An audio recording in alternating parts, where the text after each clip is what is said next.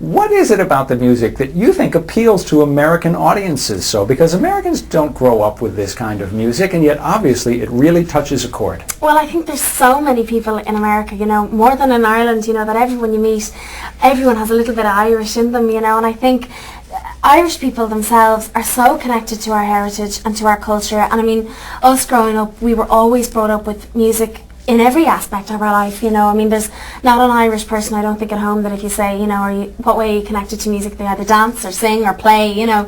So it's very much in our culture and in our blood. And I think that carries across through our music, you know. I mean, the words, the lyrics of our songs, and I think the way they move people in very different ways.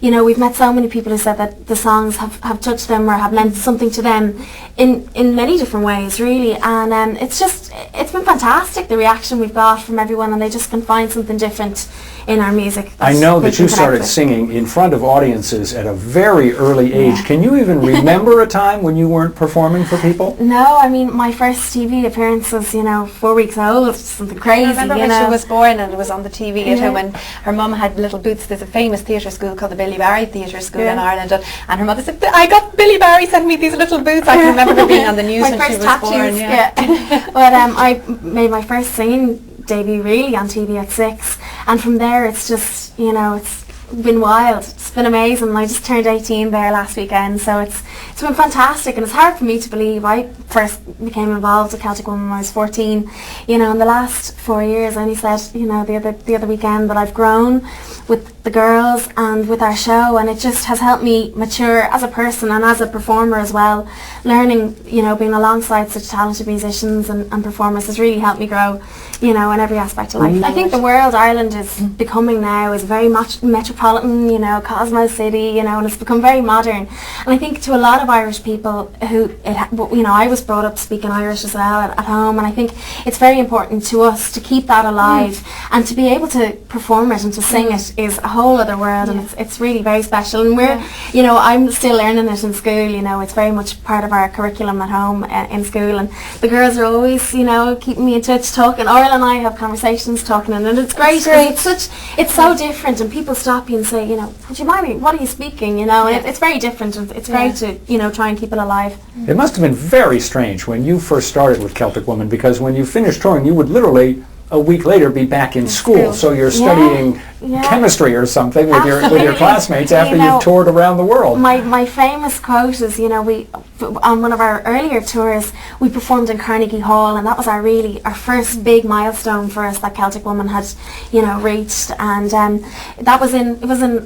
It was November 2000, and it was a 6. Yeah, and it was a Wednesday night, and the following Wednesday, it was the end of our tour, the following Wednesday I was back at school, and I was on lunch duty, and I was cleaning the canteen, and I was mopping the floor, and I was just thinking, oh my god, this day last week I was in Carnegie Hall. If anyone could see me now, you know, cleaning the floor, like, it was madness. But I had exams there a few weeks ago. I have wonderful tutors on the road with me, and they just, you know, make sure I keep on track, and it's so important to me, my education, you know, and from day one my parents and my mum have always instilled in me, you know, education is so important, and it does mean a lot to me, and just got my results today, so I'm a happy bunny. They were great. You did well? Yeah, can't wait to ring my mum now and tell her. Artists like U2 and the Chieftains and people have put Ireland, which is such a tiny little island, you know, to make our mark all over the world, and it has, you know, Riverdance and wonderful huge shows like that have allowed us to bring our culture and what we do best all over the world, because they really set the boundaries for all of us. We're all going around practicing singing our Christmas songs. Hear the Christmas people carols from the local area are going, what are they doing in So you're out on the beach today practicing Christmas carols? Singing Have Yourself a Merry Little Christmas.